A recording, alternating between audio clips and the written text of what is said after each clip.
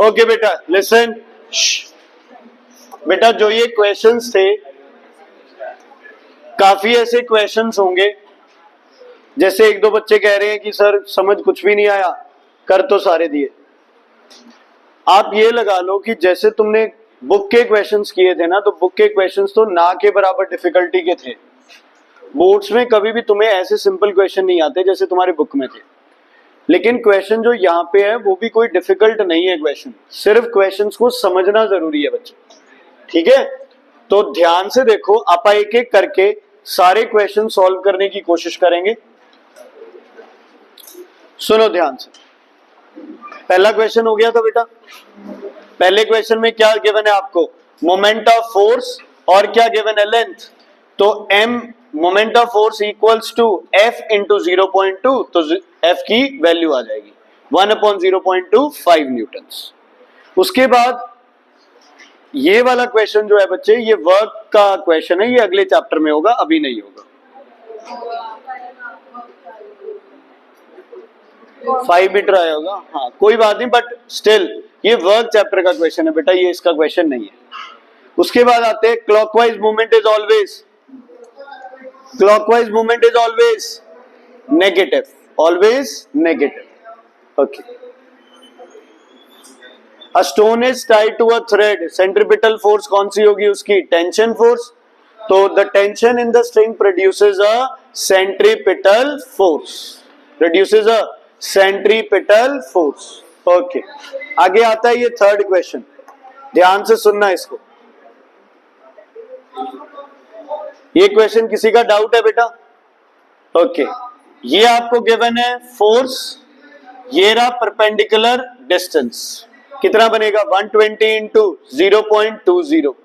ठीक है, अब आपको बोला है find the value of this F. इसका परपेंडिकुलर डिस्टेंस कितना गिवन है? 0.80। अब ये वेट तो इसको लेके आ रहा है नीचे और फोर्स इसको लेके जा रही है ऊपर। बैलेंस रहने के लिए क्या होना चाहिए? Clockwise movement should be equal to anti clockwise movement. तो F into 0.8 equals to 120 into 0.2, 1 जा 4 जा 4, 1 जा 3, F इक्वल्स टू 30 न्यूटन। सही है? चेक कर लेना यार, कैलकुलेशन हो सकता है गड़बड़। ठीक है, क्लियर है बेटा? समझ आ गया? तू ही कह रही थी ना कुछ नहीं समझ आया रही है। हाँ जी, डिफाइन सेंटर ऑफ ग्रेविटी हो जाएगा बच्चे। It is imaginary point where weight of the body is suppose to be acting. Net movement क्या होता है सेंटर ऑफ ग्रेविटी पे? 0। चलो आगे, where is the position of centre of gravity? Hollow ice cream cone का क्या होगा सेंटर ऑफ ग्रेविटी? हॉलो का h/3, तो 6/3 कितना हो गया? 2 सेंटीमीटर। बेस से, अगर वर्टेक्स से पूछते तो कितना होता? ऊपर से पूछते तो कितना होता? नीचे से है 2 सेंटीमीटर, टोटल कितना है? 6, तो ऊपर से कितना रह गया? 4 सेंटीमीटर। ठीक है, वर्टेक्स से होता तो। Will its position change when it is filled? Yes. कितना हो जाएगा फिलिंग पे? h/4। कितना हो जाएगा बच्चे? h/4 हो जाएगा। Okay, what is the position of centre of gravity of triangular lamina? Intersection of the medians, intersection of the medians. Okay, हाँ जी बेटा, ये वाला इसको भर दिया हनी से, तो पहले हॉलो कोन था वो अब क्या हो गया? सॉलिड कोन हो गया, भरा गया ना। तो पहले h/3 था, अब क्या हो गया? h/4, तो 6/4 1.5 सेंटीमीटर आएगा। कर तो सही रखा है उस पे, कॉपी पे। ये वाले कराए थे? अच्छा अच्छा,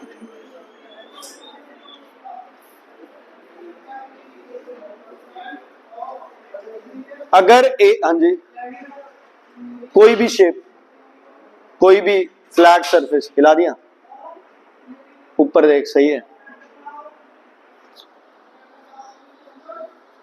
सही है, सॉरी बेटा। देखो बेटा, अगर किसी को भी फ्रीली सस्पेंड कर दोगे, है ना, तो उस पे नेट मूवमेंट क्या आएगा आपका? जीरो। क्या आएगा नेट मूवमेंट? क्या आएगा नेट मूवमेंट? जीरो। क्या फोटो नहीं आ रही? बस फिर इतना क्यों एक्साइटेड हो रहे? When this triangular lamina is suspended freely, any vertex, what moment of force produced by its own weight in rest position? कितना होगा बच्चे? जीरो। कैसे? अगर ये आपके पास ट्राइंगल है, आपने यहां से इसे सस्पेंड कर दिया, वेट किधर एक्ट करेगा? नीचे की तरफ। सेंटर ऑफ एक्सिस भी क्या हो गया? ये। तो परपेंडिकुलर डिस्टेंस कितना हो गया? जीरो। तो नेट मूवमेंट कितना हो जाएगा? जीरो। चाहे ये कर लो, यहां से इसका वेट और इसका वेट दोनों क्या है? बराबर। ये कौन सा मूवमेंट करेगा? क्लॉकवाइज। ये कौन सा करेगा? Anti clockwise. दोनों क्या होंगे? बराबर। तो किसी भी चीज को फ्रीली सस्पेंड कर दो, उसका नेट मूवमेंट हमेशा क्या आना है? जीरो। ये तो इसने ये बकवास भी लिख रखी है सारी, ये ना भी लिखी होती ना सीधा हो जाता है, anything which is freely suspended has a net movement zero. Clear है बेटा? ओके, आगे बढ़ते हैं बेटा इस क्वेश्चन पे, ध्यान से सुनना। ये डायग्राम है, सारी की सारी फोर्सेस क्या है आपकी? इक्वल। आपको बताना है मोमेंट किसका ज्यादा है। तो मोमेंट किस किस का फॉर्मूला होता है? Force into perpendicular distance. अब बेटा फोर्स तो सबकी क्या है? सेम। तो कहानी कहां आके अटक जाती है? अब परपेंडिकुलर डिस्टेंस पे। जिसका परपेंडिकुलर डिस्टेंस ज्यादा, उसका मोमेंट ऑफ फोर्स भी ज्यादा। अब इसको वैसे कंफ्यूज नहीं होना, हम क्या करते थे, डिस्टेंस ज्यादा होता था तो फोर्स क्या हो जाती थी? कम। वो है ही नहीं यहाँ पे। यहां तो तीनों फोर्सेस क्या दे रखी हैं? बराबर। तुम्हें बताना है किसका इफेक्ट सबसे ज्यादा होगा। तो चेक कर लेते हैं। ये F1 की डायरेक्शन है, ठीक है, दूसरा कलर। ये F2 की डायरेक्शन है, ये F3 की डायरेक्शन है। बताओ O से सबसे दूर कौन सा कलर है? कौन सा कलर है? रेड। ब्लू क्या है? सबसे पास। फिर आपका कौन है? ग्रीन। और सबसे दूर कौन सी लाइन है? रेड। फोर्स सारी सेम है, परपेंडिकुलर डिस्टेंस किसका ज्यादा है? F1 का। तो मोमेंट ऑफ फोर्स किसका ज्यादा होगा? F1। दोबारा सुन लो, तीनों फोर्सेस अगर सेम है, जो फोर्स ज्यादा दूरी पे लगाओगे वो ज्यादा टर्निंग क्या करेगा? कॉज करेगा। समझ आ गई? सारी फोर्सेस बराबर थी। F1 into D1, F2 into D2, F3 into D3, ये तो सब बराबर हैं। तो डिफरेंस कौन डालेगा? डिस्टेंस। जिसका डिस्टेंस ज्यादा, उसका मोमेंट ऑफ फोर्स भी क्या होगा? ज्यादा। ठीक है बच्चे, क्लियर है? Is it clear? कोई दिक्कत? ओके। उसके बाद आते हैं अगले क्वेश्चन पे। डिस्टेंस ज्यादा है तो मोमेंट ऑफ फोर्स ज्यादा है, यहां आंसर लिखना था। What should be the angle, ये नहीं करना। अब आते हैं इस क्वेश्चन पे। बड़ा बढ़िया क्वेश्चन है, इंपॉर्टेंट क्वेश्चन है, थोड़ा सा ध्यान से देखोगे तो समझ आ जाएगा। अ मीटर स्केल और ऑफ वेट आना था। A metre scale of weight 50 gram force can be balanced at 40 centimetre mark without any weight suspended on it. एक मीटर स्केल है जो किस पे बैलेंस हो जाता है बेटा? 40 पे। किस पे बैलेंस हो जाता है? 40 पे। जब इस पे कोई भी वजन डाला नहीं गया, इसका मतलब 40 इसका क्या हो गया बेटा? Centre of gravity. मतलब जो भी वजन एक्ट करेगा वो कितने पे एक्ट करेगा? 40 पे। और इसकी वजह से मूवमेंट कितना होगा? जीरो, क्योंकि इसका डिस्टेंस क्या है? जीरो। दोबारा बता रहा हूं, तुम्हें बोला गया कि एक स्केल है तुम्हारे पास, जिसको अगर 40 पे पाइवेट करते हैं तो स्केल बैलेंस रहता है। यार कभी भी बैलेंस नहीं रह सकता। क्यों नहीं रह सकता? क्योंकि इसका मिड पॉइंट क्या बनेगा? 50। लेकिन इसने ये नहीं कहा कि स्केल यूनिफॉर्म। स्केल यूनिफॉर्म, ठीक है। अब क्या मैं ये बोल सकता हूं कि 0 से 40 का जितना वजन है उतना ही वजन 40 से 100 का है? सही या गलत? सही है, दोनों साइड सीजी के वेट क्या रहता है, बराबर। क्वेश्चन कह रहा है तुम बताओ 0 से 50 का वजन ज्यादा है या 50 से 100 का वजन ज्यादा है, बताओ 0 से 50 ज्यादा है या 50 to 100 ज्यादा है, 0 से 50। देखो यहां क्या मैं ये लिख सकता हूं भाई इसका भी 25 ग्राम है, इसका भी 25 ग्राम है, सही या गलत।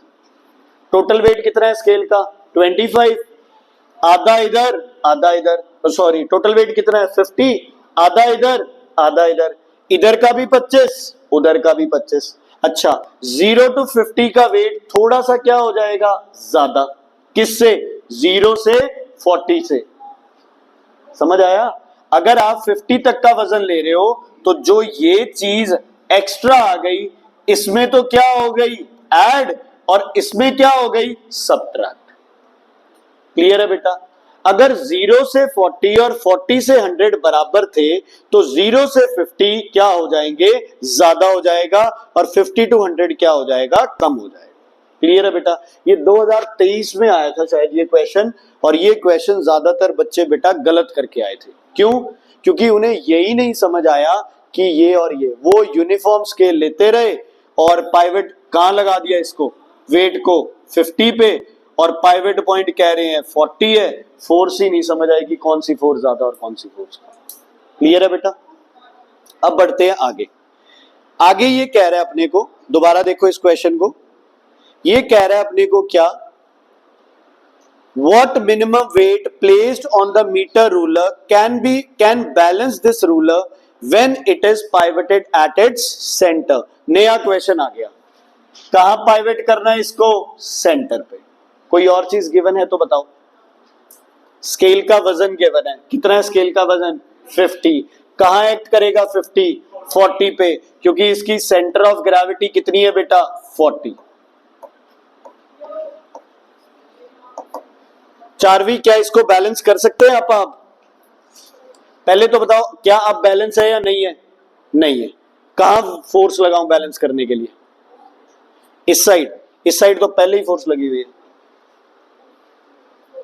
इस साइड, ये साइड तो पहले ही ज्यादा वजन हो गया ना, तुमने ही बताया इस साइड वजन क्या हो गया ज्यादा, तो फोर्स किधर लगानी है उधर।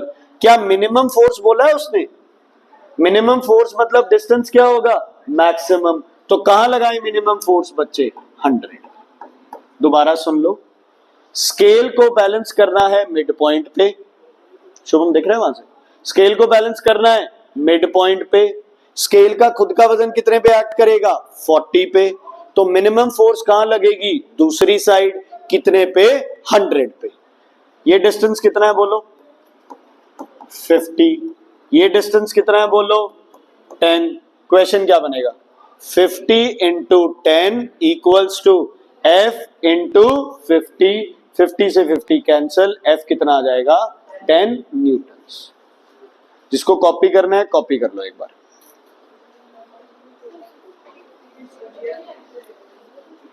कौन, नहीं बच्चे 50 तो एक्ट करेगा सेंटर ऑफ ग्रेविटी पे, ये बैलेंस पॉइंट चेंज कर दिया तुमने।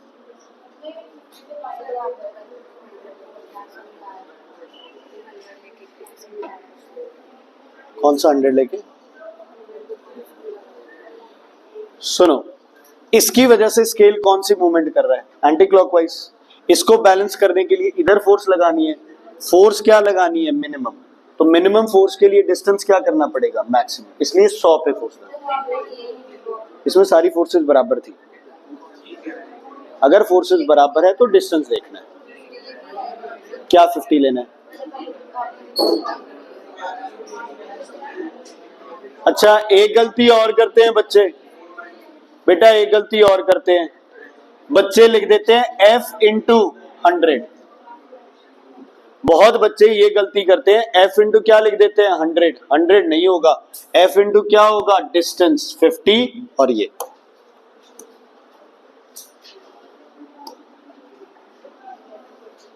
ये था बेटा क्वेश्चन, ये था स्केल, ये था 0, ये था 100, 40 पे था उसका सेंटर ऑफ, क्या था बच्चे सेंटर ऑफ ग्रेविटी, जहां पे वेट एक्ट कर रहा था 50 gram force. 50 gram force. Balance करना था इसको कितने पॉइंट पे? 50 पे, by applying minimum force. Minimum force किधर लगेगी? Right side. कितने डिस्टेंस पे? मैक्सिमम पे। ये लग गई फोर्स, ये हो गया आपके पास 50, ये हो गया आपके पास 10, 50 into 10 equals to F into 50। ठीक है, क्लियर है? कोई नहीं, घर जाके दोबारा सॉल्व करके देखना, एक बार पता चल जाएगा। हाँ जी, कौन सा थर्ड? ये कौन सा? कौन सा?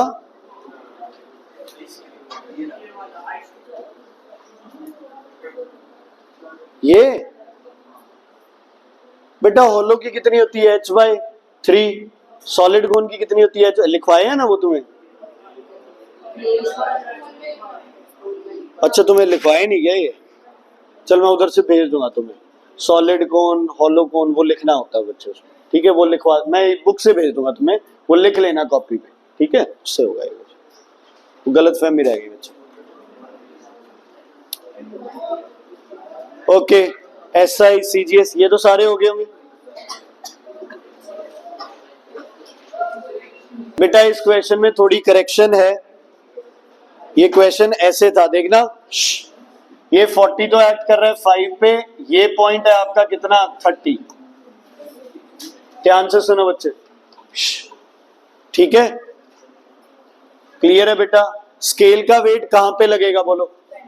सेंटर पे। कहां है? यूनिफॉर्म है तो स्केल का सेंटर कहां होगा बेटा? 50 पे। कितना वेट होगा स्केल का? पता नहीं। अब क्या करेंगे अगला पार्ट? बोलो। डिस्टेंस निकालेंगे पहले। 25, ये कितना है? 20। जिया बार बार यही गलती करोगे। 40 इंटू 25। 40 इंटू 5 नहीं करना है भाई, तेरे मेहंदी लगी हुई हाथों के, कॉपी नहीं निकलती तेरे। ऐसे बैठा लाट साहब बना हुआ है यहाँ पे। 40 into 25 equals to W into 20, W की वैल्यू है। ठीक है बेटा? और कुछ भी है? अच्छा, अब वो क्वेश्चन है 40 इंटू 25, W इंटू 20, 4 जा 5 जा 50 आएगा आंसर। क्या आ रहा है तुम्हारा आंसर? बेटा वो करेक्शन करनी थी।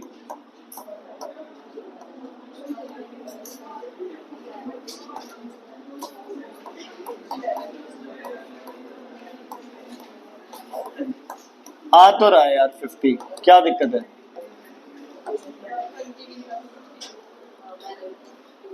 बेटा तुम लोग है ना, ये गड़बड़ करोगे, मैं बार बार कह रहा हूं, तुम इसको इससे मल्टीप्लाई कर दोगे। गैप लेना पड़ेगा, परपेंडिकुलर डिस्टेंस लेना है, वो वैल्यू नहीं लिखनी है जो ऊपर लिखी हुई है। समझ आ गई? समझ आ गई? हर एक में डिस्टेंस। अच्छा, कल बताया था ना, जिस साइड वेट जाएगा फलक्रम भी उसी साइड। ये कह रहा है वेट शिफ्ट हो गया 0 की तरफ, तो फलक्रम भी किधर शिफ्ट हो जाएगा? 0 की तरफ। अगर वेट हो गया 100 की तरफ, तो फलक्रम भी किधर शिफ्ट हो जाएगा? 100 की तरफ। ठीक है, ये नहीं करना। ये वाला क्वेश्चन तो हो गया होगा बच्चे, कोई दिक्कत इसमें? 20 into 6, 12 into 10, clockwise anti clockwise, net movement 0। Scale किसमें? इक्विलिब्रियम में। फिर ये कहता है कि तुमने क्या की? 20 की डायरेक्शन को क्या कर दिया? चेंज। तो ये भी क्लॉकवाइज और ये भी क्लॉकवाइज, तो दोनों को क्या कर देना है? ऐड कर देना है। -240 आंसर आ जाएगा। ठीक है, डन है? ओके। उसके बाद 5 क्वेश्चन बचते हैं, ये 5 क्वेश्चन ढंग से कर लेना। ठीक है, ये 4-5 जो भी क्वेश्चन बचते हैं, ये सारे क्वेश्चन करने हैं तुम्हें।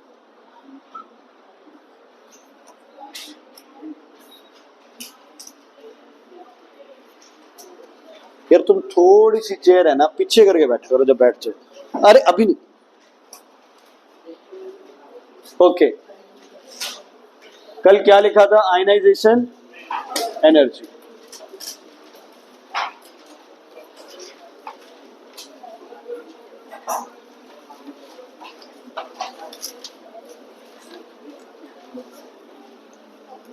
Ionization energy was the energy required to remove a electron.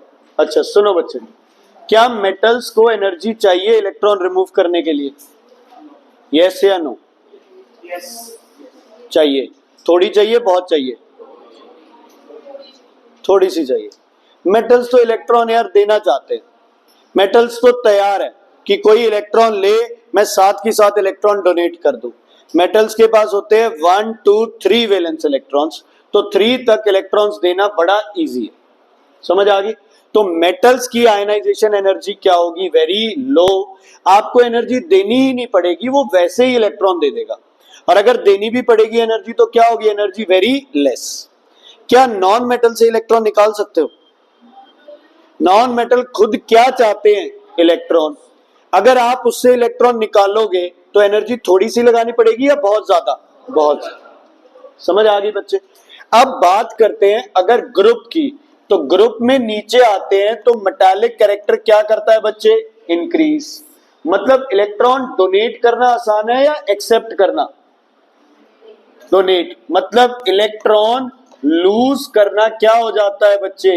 Easy. तो एनर्जी रिक्वायर्ड क्या हो जाएगी बेटा? बोलो।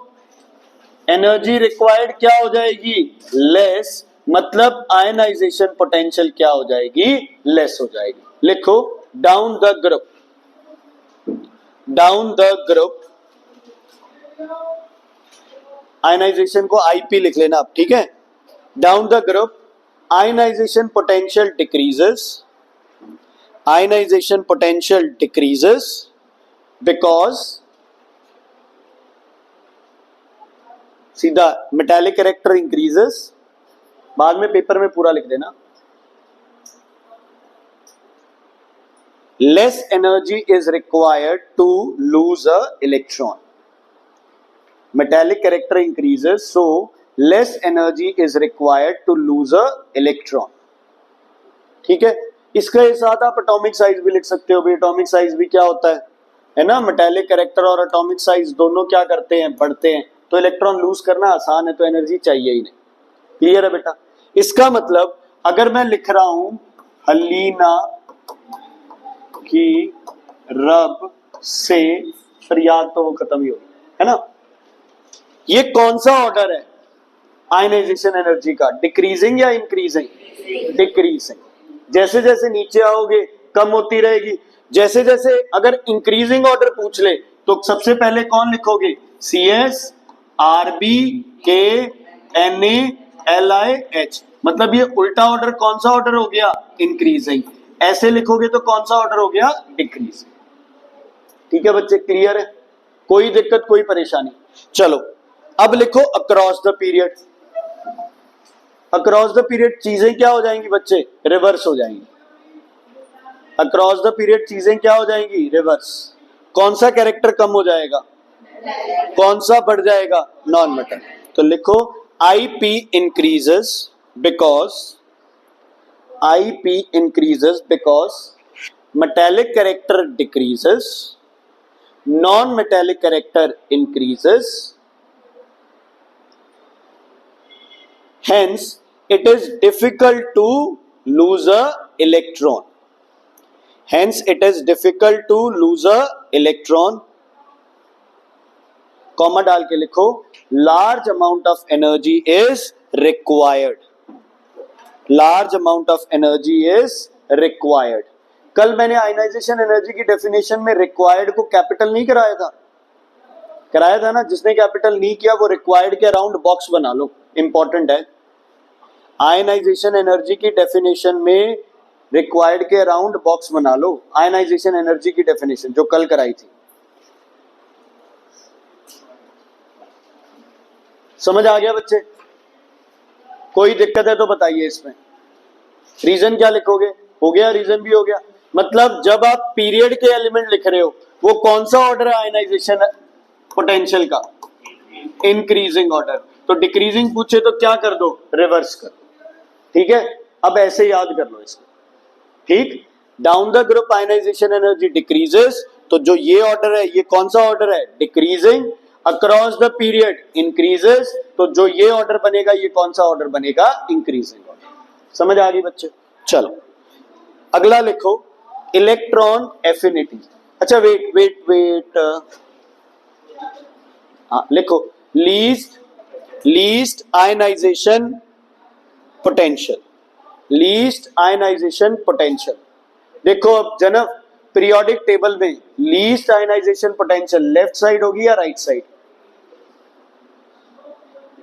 लेफ्ट साइड, क्योंकि इधर तो क्या हो गई, बढ़ गई। चलो लेफ्ट आ गए, लेफ्ट में ऊपर या नीचे? नीचे। तो नीचे कौन है लेफ्ट में सबसे इधर? वैसे तो फ्रैंशियम था, है ना, लेकिन हार्दिक हसन में चौंटा।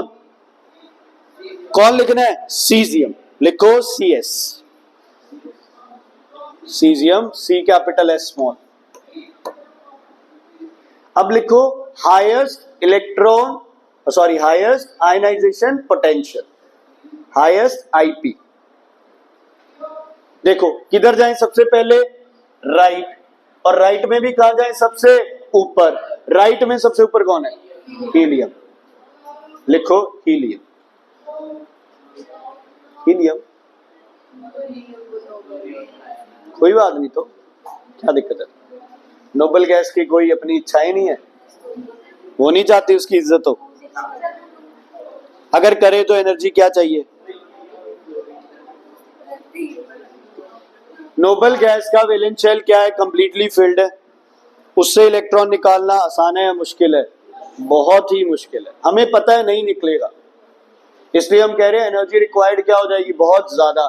चाहे तो इसे एक्सेप्शन मान लो। तुम्हारे दिमाग में आंसर बन रहा था फ्लोरीन, गलत नहीं हो, लेकिन ये एक्सेप्शन है। आंसर क्या आएगा? हीलियम। तो सीधा सा रखो, आप एक्सेप्शन मानने ही क्यों? हाईएस्ट आयनाइजेशन पोटेंशियल क्या मिलेगी? Right side. और राइट में कहां मिलेगी? सबसे ऊपर। तो राइट में सबसे ऊपर कौन है? हीलियम है, कोई चक्कर ही नहीं है, सोचना ही नहीं है कुछ। 9th में नोबेल गैसेस को अपन ने इग्नोर कर दिया था, 10th में इग्नोर नहीं करना है। एक और चीज बताऊंगा नोबेल गैस की अभी तुम्हें। अगले लिखो बच्चे electron affinity, electron affinity. Affinity word का मतलब होता है love for something. Electron affinity मतलब इलेक्ट्रॉन को क्या करना? एक्सेप्ट करना। क्या करना? तो एक तरह से कौन सा नेचर हो गया ये? Non metallic. कौन सा हो गया ये? Non metallic. अच्छा ध्यान से सुनो बच्चे, ध्यान से सुनो। आपके पास एक एटम था, इसको आपने एक इलेक्ट्रॉन दे दिया, और ये क्या बनेगा बोलो? X negative. मतलब एक एटम क्या बन गया? एक अनायन। ठीक है, अब ध्यान से सुनना बच्चे। अगर आपको किसी चीज की रिक्वायरमेंट है और आपको वो चीज मिल जाती है, तो आप स्टेबल हो जाते हो। Just for a simple example, मान लो कि मुझे एक बाइक चाहिए, तो जब तक मुझे वो बाइक नहीं मिलेगी मैं बहुत अनस्टेबल रहूंगा। एनर्जी क्या रहेगी? बहुत ज्यादा। लेकिन जब मुझे बाइक मिल गई तो मैं साथ के साथ इधर उधर घूमना क्या कर दूंगा? बाइक के साथ घूमना स्टार्ट करूंगा, लेकिन वैसे घूमना क्या कर दूंगा? बंद। तो अगर आपको जो चीज चाहिए वो मिल जाए तो तुम्हारी एनर्जी क्या हो जाती है? कम। तुम स्टेबल हो जाते हो। मतलब जो तुम्हारे अंदर एनर्जी थी वो एनर्जी क्या हो गई? रिलीज हो। क्या हो गई? रिलीज हो। हम इसको ऐसे भी कंपेयर कर सकते हैं। मान लो आपको पैसे की जरूरत है, आप रास्ते में जा रहे थे, कोई बच्चे बेगर बैठा था, उसको पैसे की जरूरत थी, आपने उसको 10 रुपए दे दिए, वो आपको बदले में क्या देगा? दुआ देगा ना। ही विल रिलीज एनर्जी, है ना। वैसे तो आजकल नहीं देते, वो कहीं 10 रुपए में क्या बनता है, 10 रुपए में क्या आता है, ये खुद ही रख लो, 50 का दो, लेकिन वो क्या देगा तुम्हें? दुआ देगा। ऐसे ही अगर किसी एटम को इलेक्ट्रॉन परमीत जी चाहिए और आप उसको इलेक्ट्रॉन दे दो, तो वो बदले में क्या करता है? एनर्जी रिलीज करता है। क्योंकि आपको पता है ये क्या है बच्चे? स्टेबल, और ये क्या है आपका? अनस्टेबल। तो इसमें जो भी एनर्जी एक्स्ट्रा थी वो क्या हो गई? बाहर रिलीज हो गई।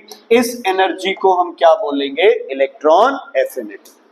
किसी को इलेक्ट्रॉन देने पे जो दुआएं मिलेगी उसको क्या बोलोगे आप? Electron affinity. ठीक है बच्चे, तो लिखो it is the amount of energy, it is the amount of energy, इस वर्ड को कैपिटल कर लेना बच्चे, it is the amount of energy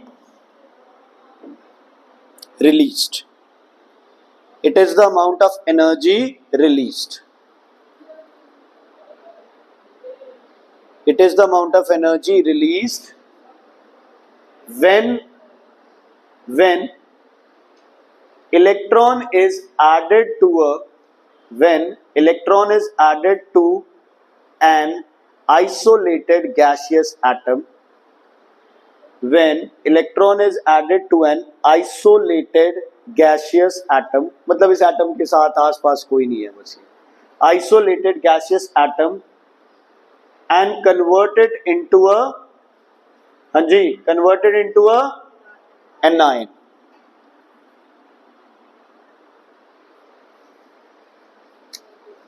ठीक है, क्लियर है, क्लियर है। रिदम भूल सुधारने का एक और मौका है। मेटल्स इलेक्ट्रॉन लूज करना चाहते हैं या गेन करना चाहते हैं? लूज। तो मेटल इजीली लूज करेंगे या मुश्किल से लूज करेंगे? मेटल्स मुश्किल से एक्सेप्ट करेंगे या इजीली एक्सेप्ट करेंगे? मुश्किल से। मतलब रास्ते में मैं खड़ा हूं और तुम जा रहे हो और तुम उठा के 10 रुपए मेरे आगे डाल देते हो, मैंने तुमसे मांगे नहीं, मैंने तुमसे मांगे नहीं, मांगे, तुमने फिर भी मुझे 10 रुपए दे दिए। पहली बात तो मैं एक्सेप्ट करूंगा ही नहीं, समझ आ गई? मैं एक्सेप्ट करूंगा भी तो दुआएं नहीं निकलेंगी, और अगर दुआएं दूंगा भी तो क्या दूंगा? दुआएं बहुत ही कम। मेटल्स इलेक्ट्रॉन्स नहीं चाहते, मेटल्स इलेक्ट्रॉन्स नहीं चाहते। आप मेटल को इलेक्ट्रॉन दे रहे हो और फिर सोच रहे हो एनर्जी रिलीज करेगा, नहीं करेगा। नॉन मेटल्स इलेक्ट्रॉन्स चाहते हैं, उनको अगर इलेक्ट्रॉन्स दोगे तो उनसे एनर्जी रिलीज क्या होगी बच्चे? बहुत ज्यादा। क्या होगी एनर्जी रिलीज? बहुत ज्यादा। ध्यान से सुनना, लिखो बच्चे डाउन द ग्रुप।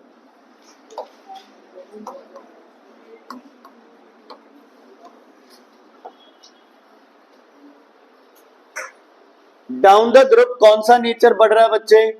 मेटालिक। कौन सा नेचर कम हो रहा है? Non metallic. यही हो रहा है, मेटालिक नेचर इंक्रीज कर रहा है, नॉन मेटालिक नेचर डिक्रीज कर रहा है, ठीक है। भव्या, डाउन द ग्रुप आते तो इलेक्ट्रॉन डालना किसी एटम में इजी हो जाएगा, मुश्किल? मुश्किल। तो क्या वो एनर्जी रिलीज करेगा? नहीं करेगा। तो भी एनर्जी क्या रिलीज करेगा? बहुत कम। इसका मतलब जैसे जैसे नीचे आओगे इलेक्ट्रॉन एफिनिटी क्या होती रहेगी? कम होती रहेगी। अब दिमाग में ये चलेगा वो रिक्वायर्ड थी, ये रिलीज्ड है, वो कम हो रही थी, ये भी कम कैसे हो रही है? यार दोनों अलग अलग चीजें हैं, कोई रिलेशन नहीं है आपस में, समझ आ गई? नॉन मेटल्स की इलेक्ट्रॉन एफिनिटी क्या होगी? बहुत ज्यादा। मेटल्स की क्या होगी? बहुत कम। तो लिखो डाउन द ग्रुप, लिख लिया तो कोई बात नहीं। आईपी सॉरी क्या है अब? ईए इलेक्ट्रॉन एफिनिटी डिक्रीजेस। क्यों डिक्रीज करती है? Metallic character increases, energy released decreases because energy release decreases because electrons are not accepted easily. Energy release decreases because electrons are not accepted easily. और इसके levels होते हैं, एक दिया तो फर्स्ट आयनाइजेशन इलेक्ट्रॉन एफिनिटी, 2 दे दिए तो सेकंड हो गई, 3 है तो थर्ड हो गई, ऐसे जो भी। अब लिखो अक्रॉस द पीरियड कौन सा कैरेक्टर बढ़ता है? तो पहले क्या लिखो across the period? Ionisation electron affinity increases, EA increases. Why?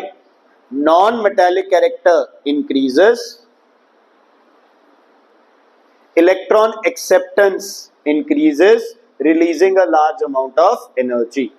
Electron acceptance increasing releasing large amount of energy. जो चाहता था इलेक्ट्रॉन, आपने उसको इलेक्ट्रॉन दे दिए, तो वो एनर्जी रिलीज क्या करेगा? बहुत ज्यादा एनर्जी रिलीज क्या करेगा बच्चे? बहुत ज्यादा। क्लियर है राधिका जी? क्विंसी क्लियर है बेटा? रिजुल क्लियर है? ओके, आगे बढ़े? डन है? ठीक, अब क्या लिखेंगे? लीस्ट, ये अलग ही लिया है। लीस्ट इलेक्ट्रॉन एफिनिटी किसकी होगी? लेफ्ट या राइट? लेफ्ट। ऊपर या नीचे? नीचे। तो कौन आएगा? सीजियम। सीजियम, सीजियम की सिर्फ एक चीज ज्यादा है, मेटालिक कैरेक्टर, और दूसरा एक तरह से कर लो एटॉमिक साइज, बस। अच्छा, अब लिखो हाईएस्ट इलेक्ट्रॉन एफिनिटी किसकी होनी चाहिए? हीलियम। नहीं, हीलियम तो नोबल गैस है। फ्लोरीन की होनी चाहिए, है ना? लेकिन इसका क्या है बच्चे? एक्सेप्शन है, क्लोरीन की होती है।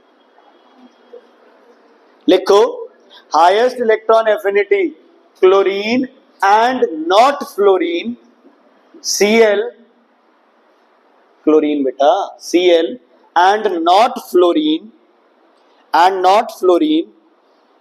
because of its smaller size and high electron repulsion, because of its smaller size and high electron repulsions, smaller size and high electron repulsions। अब बेटा ये क्या ना, बात ध्यान से सुनो। इसमें बच्चे क्या होता है ना, इसमें क्या होता है कि जो आप ये बात करते हो ना कि फ्लोरीन है, क्लोरीन क्यों ज्यादा है, फ्लोरीन कम क्यों है, देखो यार सुनने में भी यही लगता है कि साइज, एटॉमिक साइज छोटा होगा तो इलेक्ट्रॉन एक्सेप्ट करना क्या हो जाएगा? इजी। साइज बड़ा होगा तो इलेक्ट्रॉन एक्सेप्ट करना थोड़ा सा क्या होगा? मुश्किल। यही करते हैं ना अपन। देखो फ्लोरीन से क्लोरीन पे आते हो तो नॉन मेटालिक कैरेक्टर क्या करता है? इंक्रीज। तो इलेक्ट्रॉन एफिनिटी भी क्या करनी चाहिए तुम्हारी? सॉरी, नॉन मेटालिक कैरेक्टर क्या करता है? डिक्रीज। तो इलेक्ट्रॉन एफिनिटी भी क्या करनी चाहिए? डिक्रीज। लेकिन बच्चे फ्लोरीन का जो एटॉमिक साइज है वो छोटा है, तो इलेक्ट्रॉन जो ऐड करोगे उसको क्या फेस करनी पड़ेगी? रिपल्शन। थोड़ी सी एनर्जी फ्लोरीन क्या रिलीज करेगा? कम। बाकी यार सीधा है, chemistry is full of exceptions. जहां एक्सेप्शन है उसका रीजन कभी भी सेटिस्फाइंग नहीं होता है ना। एक तरफ तो हम ये कहेंगे, दूसरी तरफ हम उसी को ही रिवर्स में यूज कर लेंगे। लेकिन सिर्फ अगर फ्लोरीन आ जाए तो तुम्हें ये यूज करना, ठीक है? सुनो ध्यान से, जब भी एनर्जी रिलीज होती है उसको साइन दिया जाता है नेगेटिव, क्योंकि किसी बॉडी की एनर्जी उतनी क्या हो गई? माइनस हो गई। जब भी आप किसी को एनर्जी दोगे तो साइन क्या लगेगा? पॉजिटिव, क्योंकि आपने बॉडी की एनर्जी को इंक्रीज कर दिया। तो आयनाइजेशन पोटेंशियल की वैल्यूज क्या होती हैं? पॉजिटिव। इलेक्ट्रॉन एफिनिटी की वैल्यू क्या होती है? नेगेटिव। ध्यान से सुनना एक चीज, अगर मैं लिखूं ना -500 और -1000, कौन सी इलेक्ट्रॉन एफिनिटी ज्यादा है बच्चे? -500 ज्यादा है या -1000 ज्यादा है? -1000 ही ज्यादा है। माइनस साइन का मतलब तो सिर्फ है कि ये एनर्जी क्या है?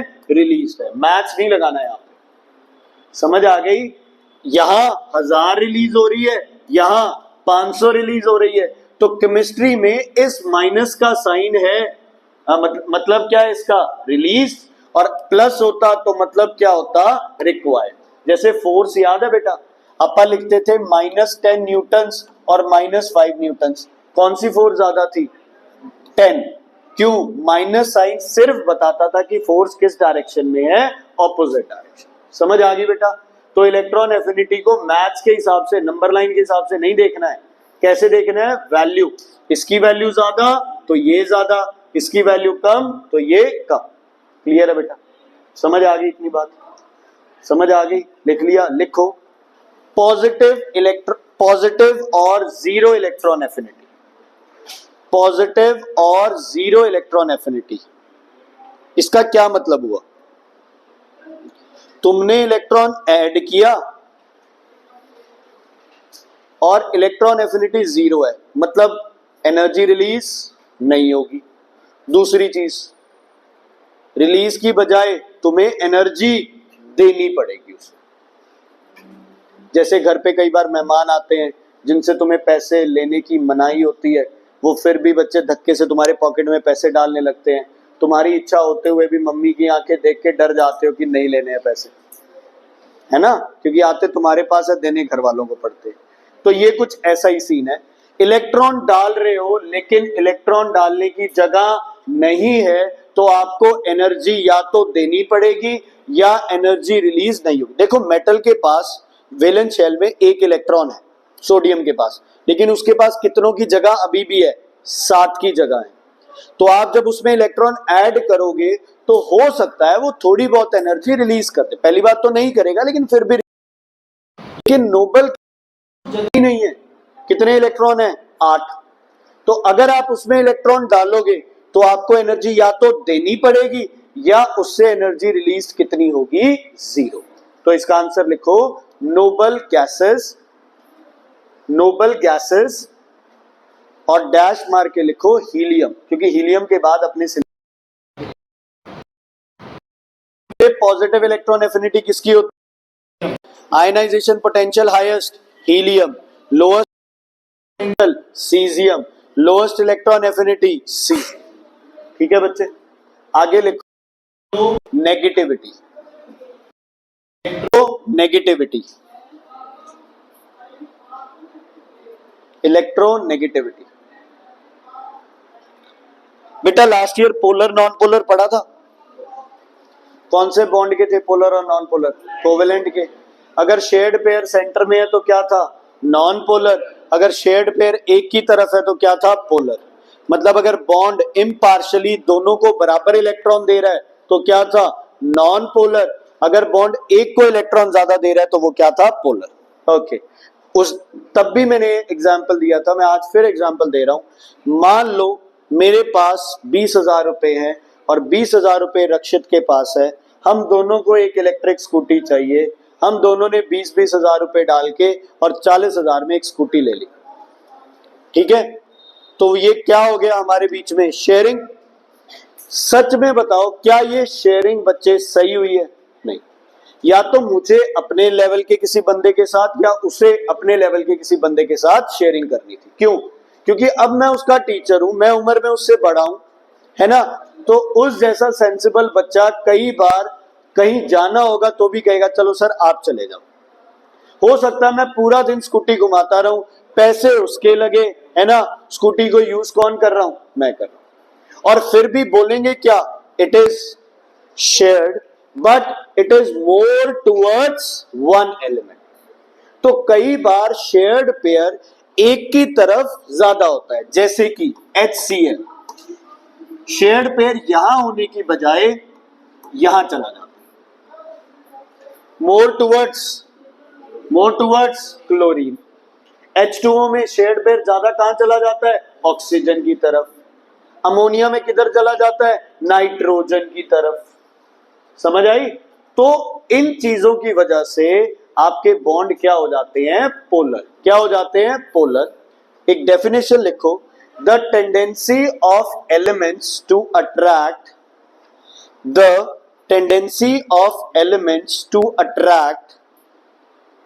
the shared pair, the tendency of elements to attract the shared pair,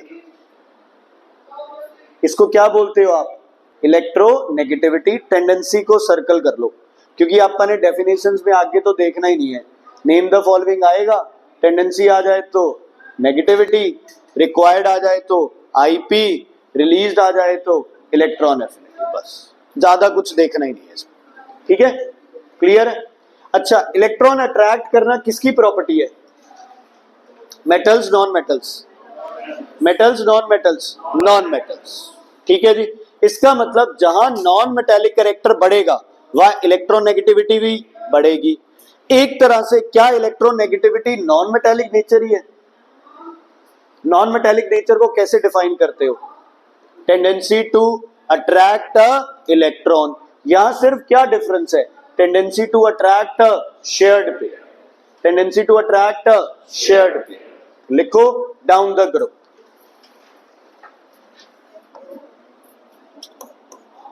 down the group non metallic nature क्या करता है बच्चे? इंक्रीज या डिक्रीज? डिक्रीज. ठीक है, तो इलेक्ट्रोनेगेटिविटी भी क्या करेगी? डिक्रीज करेगी. फालतू के क्यों अपन झंझट में पड़ना है ना. अक्रॉस द पीरियड बोलो, नॉन मेटालिक कैरेक्टर क्या करता है? इंक्रीज. तो इलेक्ट्रोनेगेटिविटी भी क्या करेगी? इंक्रीज. मैं फिर से कह रहा हूं, तीनों का आपस में कोई लेना देना नहीं है. समझ आ गई? तीनों का आपस में कोई लेना देना नहीं है, चाहे सेम आ रहे हैं डिफरेंट आ रहे हैं, कोई लेना देना नहीं.